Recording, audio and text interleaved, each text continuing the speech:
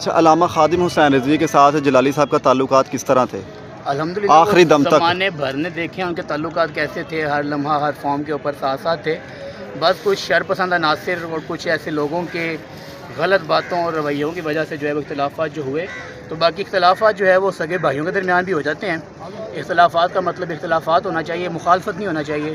اور نہ کبھی انہوں نے استاد صاحب نے کبھی کسی کو کہا ہے کہ ان کے خلاف کی بات کی جائے، نہ کوئی انہوں نے کہا ہے. تو اس لیے اہل سنت کو یہ چاہیے کہ وہ جو بھی ہیں بڑوں کا اختلاف ہے وہ بڑے جانے کس لیول کا ہے، کیا بات تھی کیا نہیں. جو چھوٹے ہیں انہیں اپنے لحاظ سے ہر اعتبار سے سنی علماء کا، سنی مشائخ کا ادب و احترام کرنا چاہیے. بابا جی کے ساتھ تو ایک اچھا تعلق ہم نے دیکھا ہے، ان کو جلسوں میں بھی بیٹھے ایک ساتھ ہوتے تھے، کافی جو پرانی ویڈیوز ہیں.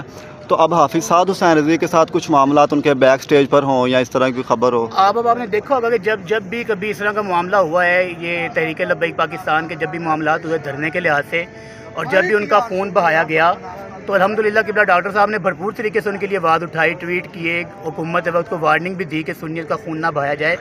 اس کے باوجود جب قبلہ بابا جی کا وصال ہوا، ڈاکٹر صاحب کی پوری ٹیم ان کے مرکز میں موجود تھی تعزیت کے لیے، پھر جنازے میں بھی شریک ہوئے. لیکن ان کی جانب سے کوئی ایسا پلس پوائنٹ نہیں ہے. قبلہ ڈاکٹر صاحب کے 2 بھائی جان جو ہے ان کا یک بعد دیگرے انتقال ہوا، ان کی ٹیم میں سے کوئی ایک فرد بھی تعزیت کے لیے نہیں آیا.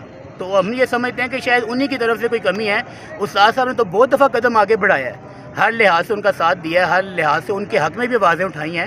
تو خدا کرے کہ وہ بھی اس بات کو سمجھیں اور وہ بھی آئیں، تو انشاءاللہ تمام راہیں پھر آسان ہو. ابھی بابا جی کا عرس بھی گزرا ہے، جی. پچھلا عرس بھی ہوا، تو جلالی صاحب نے کیا اس میں شرکت کی ہے؟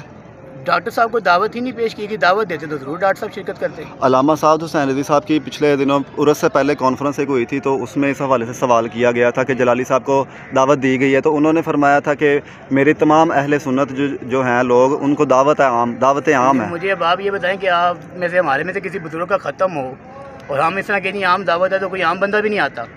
اور اتنی بڑی شخصیت ہو، اہل سنت کا جو تاج ان کے سر پہ ہو، اور جنہوں نے ہر لمحہ اہل سنت کے عقائد کے اوپر تحفظ فراہم کیا ہو. میں اس بات میں داتا صاحب کی دہلیز پہ کھڑا ہو کر اس بات کو 100% یقین کے ساتھ کہتا ہوں کہ آج اگر قبلہ ڈاکٹر صاحب نہ ہوتے تو علمی میدان میں سنی جو ہے وہ یتیم تھے. سنیوں کے پاس کسی بھی لحاظ سے کسی بھی چیز کے اوپر دلائل دینے کی جو ہے وہ حیثیت نہیں تھی. یہ ڈاکٹر صاحب کا کمال ہے کہ انہوں نے اتنے پرفتن دور کے اندر ہر فتنے کا تعاقب دلائل کی روشنی میں کیا ہے. تو اتنی بڑی شخصیت کو بس یہ کہہ دیں گے ہم نے سر عام کہا تھا دعوت ہے جی آ جائیں، تو یہ کوئی للو پنجو والی بات تو نہیں نا ہے. بندہ یہ دیکھے کہ کم از کم کتنا ان کا منصب ہے. آپ نہ بتاتے خود دیتے، کسی اپنے امیر کو بھیج دیتے، کسی اپنے قائدین میں سے کسی ایک بندے کو بھیج دیتے، تو پھر اگر استاد صاحب نہ آتے تو پھر اعتراض بنتا تھا ہمارے لحاظ سے. لیکن ڈاکٹر صاحب کی طرف سے جو ہے وہ کھلی راہیں ہیں. آخر میں آپ جو ہے علماء اہل سنت کے اتحاد کے لیے کوئی پیغام دے دیں. پیغام ہمارا یہ ہے کہ سنیت کے کاز کے اوپر اکٹھے ہوں، یہ چھوڑ دیں رافضیت کے ساتھ جفے ڈالنا، دیوبندیت کے ساتھ نجدیت کے ساتھ جفے ڈالنا چھوڑیں. سنی آپس میں ایک ہو جائیں. سنی آپس میں ایک ہو گئے تو انشاءاللہ جو ہے وہ نظام مصطفیٰ کی بہاریں آ جائیں گی. لیکن اگر سنیت کو پیچھے چھوڑ کے دوسروں کے ساتھ گٹھ جوڑ کیا جائے تو اس کا پہلے بھی تاریخ میں بہت دفعہ نقصان اٹھانا پڑا، اور آگے بھی آپ کے سامنے معاملات ہیں.